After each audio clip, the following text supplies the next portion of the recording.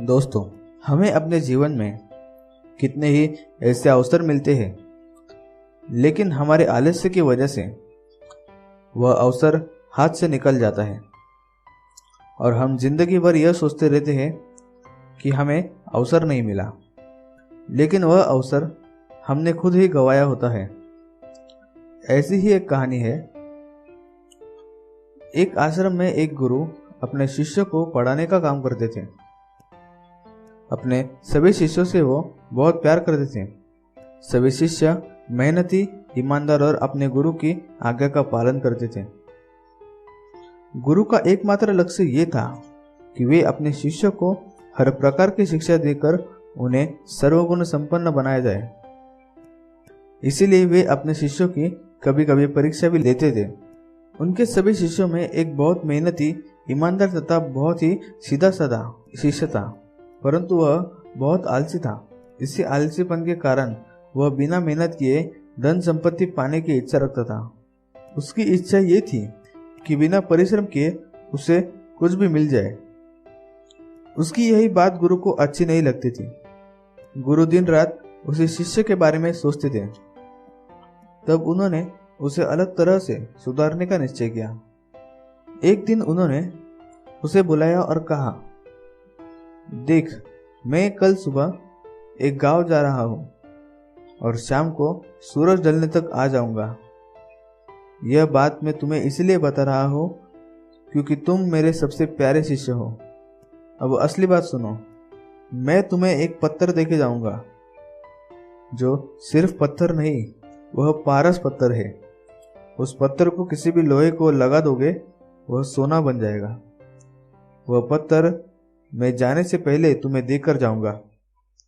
तुम उस पत्थर को जैसा चाहो इस्तेमाल कर सकते हो, लेकिन सिर्फ सूरज डूबने तक, क्योंकि सूरज डूबने से पहले मैं आ जाऊंगा और वह पत्थर तुमसे लूंगा। इसलिए मेरे आ जाने तक तुम जितना सोना बना सकते हो बना लो। यह बात सुनकर शिष्य की खुशी का ठिकाना नहीं रहता। उसने गुरु से कहा, सुबह आप मुझे पत्थर दे दीजिए। अब रात भर वह उस पत्थर के बारे में ही सोचता रहा। दूसरे दिन सूर्योदय होने पर गुरु ने शिष्य को पत्थर दे दिया। वह चले गए। उनके जाने के बाद शिष्य ने सोचा, अब मैं चाहे जितना सोना बना सकता हूँ, और वह सोचने लगा कितना सोना मैं जीवन भर के लिए काफी होगा और मैं किस किस चीज से सोना बना सकता हूँ। यह सोचते सोचते आधा दिन गुजर गया। फिर उसने खाना खाया और सोचा, नींद ले लूं, फिर आराम से सोना बनाने का काम चालू करूंगा। फिर वह सो गया। जब वह नींद से उठा तब शाम होने में थोड़ा टाइम बाकी था। उसने जल्दी जल्दी हाथ मुंह धोया।